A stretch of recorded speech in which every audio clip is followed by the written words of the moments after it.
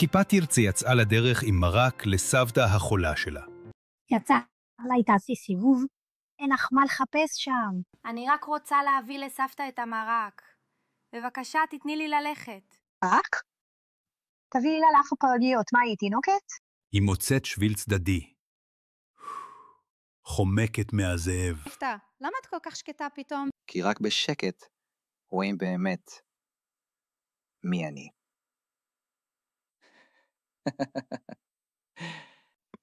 אני גלידה. אבל...